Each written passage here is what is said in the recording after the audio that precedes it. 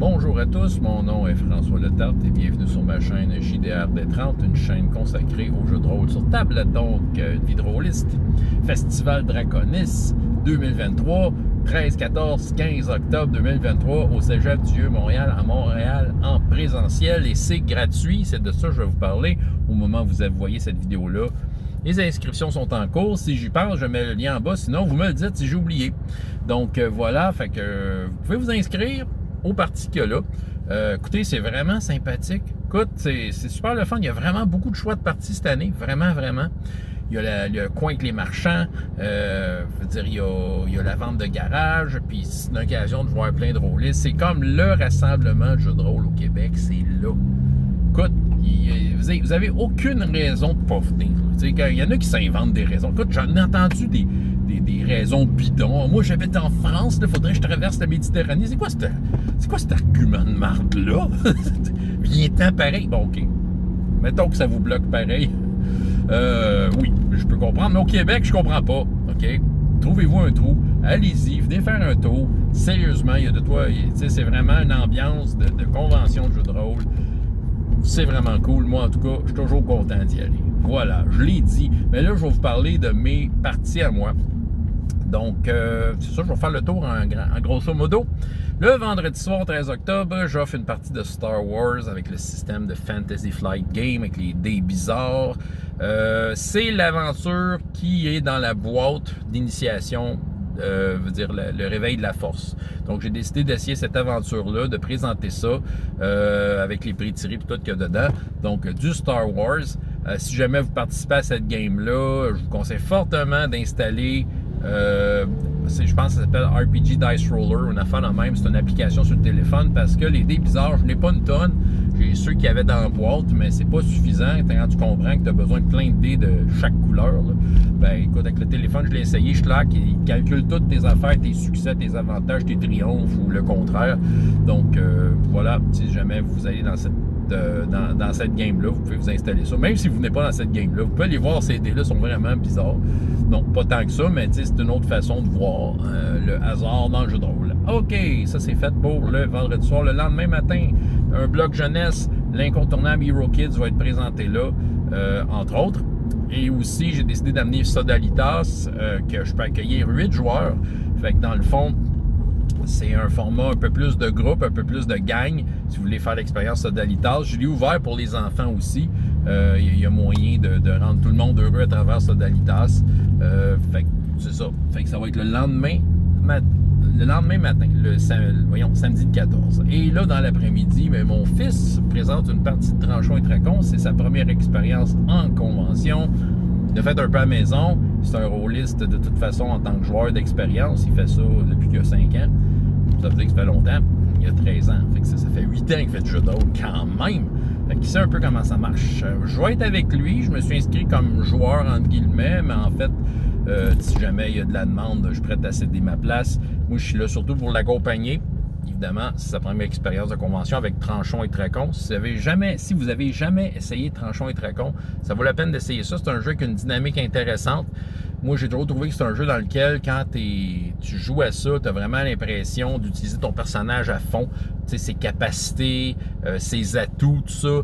Tu sais, souvent, j'ai une expression que je m'étais créée à force de jouer à Tranchons et Tracons que je disais, dans ce jeu-là, tu vides ta feuille, et c'est le cas de le dire, parce que souvent, tu as des trucs que tu actives, mais il faut que tu fasses un X à côté. Fait que, tu sais, il y a comme des choses que tu consommes sur le coup. Des moves cool que tu peux faire rien qu'une fois dans la partie, c'est ça. Fait que tu vides ta feuille des fois pour arriver à tes fins. Fait que ça fait des parties vraiment hautes en couleur. Et il va nous proposer une partie, un scénario fantasy, un peu loufoque. Mais c'est ça. Moi, je vous invite à participer à sa table si jamais ça vous tente. Le soir, je fais Labyrinth. Au moment de faire cette vidéo-là, la partie est complète. Jim Henson's Labyrinth. Donc, je suis bien content. Si jamais vous étiez intéressé, écoute, surveillez ça. Des fois, il y en a qui changent d'idée en cours de route au niveau des inscriptions. Peut-être même au moment de voir cette vidéo-là, il y a déjà quelqu'un qui a changé d'idée. Mais je sais qu'il y en a quelques-uns qui m'en ont parlé directement et qui voulaient vraiment participer à ça. Bon, un jeu qui est très simple, soit dit en passant, Labyrinth.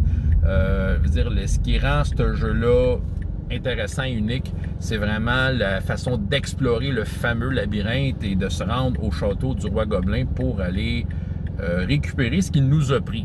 Il faut le faire en dedans de 13 heures. 13 heures, il y a comme une trame de temps qui s'augmente au fil de la partie, qui est déclenchée par certains événements décrits dans le livre. On va vous dire, mon appréhension de ça, c'est ce que je crains, c'est de ne pas être capable en 4 heures de compléter ça. Parce que vraiment, l'exploration du labyrinthe se fait beaucoup par l'aléatoire. Tu roules des dés pour progresser dans le labyrinthe. Et il y a une centaine de scènes différentes. On ne les fait pas toutes. Justement, ça dépend des jets de dés qu'on fait. Si on fait juste rouler des gros chiffres, ben on va naviguer beaucoup plus vite dans le livre. Ce qui fait que là, ça va passer plus vite, mais dépendant des scènes aussi, ça dépend de ce que les joueurs vont faire, là. Des fois, il y a des scènes qui vont demander des résolutions plus longues. Je me suis quand même mindé à une façon de mener ça. Entre autres, je sais qu'il y a beaucoup de conseils sur comme garnir entre les scènes d'autres choses. Il y a des tables aléatoires pour un peu garnir l'environnement du labyrinthe. Je les utiliserai probablement pas. Les scènes en tant que telles sont déjà assez juteuses pour provoquer et décorer le labyrinthe d'une certaine façon. Donc, puis au niveau des résolutions, ben, je vais vraiment prendre, je dirais pas des raccourcis, mais faire en sorte que les jets de dés aient des impacts plus grands. Il y a, entre autres, là je vois un peu dans la technique de labyrinthe, mais il y a ce qu'on appelle les scènes d'action. Dans certains autres jeux de rôle, c'est là-dedans qu'on va retrouver le combat. Mais dans le labyrinthe, il n'y a pas de système de combat. C'est ça qui arrive. Fait que tu roules un dé si jamais tu tombes dans une scène d'action, puis si tu as réussi, ben tu as réussi l'action. On ne fera pas comme chacun des rounds, puis c'est ça. Il n'y a pas ce genre de suivi-là. Fait que c'est vraiment garder le focus là-dessus, d'éviter de rouler des dés pour toutes sortes d'affaires. Je pense qu'il y a moyen de faire ça comme un jet de dés qui est plus décisif. Fait que c'est ça. Fait que labyrinthe, en tout cas, j'ai bien hâte d'essayer ça. Moi, vraiment, mon objectif, c'est qu'en 4 heures, schlang, on rentre ça. On se rende au roi gobelin, puis on a une fin satisfaisante, puis on a vécu une histoire comme dans le film. Bon. Lendemain matin, encore une fois, Star Wars Fantasy Flight Game, le même scénario que le vendredi soir. Fait que ça se passe le dimanche matin, le 15 octobre. Et en après-midi, je finis ça en beauté avec un autre bloc jeunesse, un combo Hero Kids, Sodalitas. Pour ceux qui auraient envoyé leurs enfants la veille avec moi, je peux vous dire que j'ai pris d'autres scénarios. C'est d'autres scénarios que j'ai choisis pour le dimanche. Fait que, dans le fond, si c'est les mêmes enfants qui reviennent, mais ils vont vivre une nouvelle histoire. C'est bon à savoir. Ça fait pas mal le tour, en fait, je vous dirais, là, de ce qui s'en vient pour moi. Fait que moi, je vous invite, venez au Festival Draconis. 13, 14, 15 octobre 2023 au Cégep du Vieux-Montréal à Montréal. C'est gratuit. C'est le plus gros rassemblement de rôlistes au Québec à chaque année. Fait que c'est toujours agréable de vous y voir. C'est ça que j'ai à vous dire. Voilà. François Letarte de JDR Détente et jusqu'à la prochaine fois. Ayez autant de plaisir dans la vie que dans les jeux. Au revoir.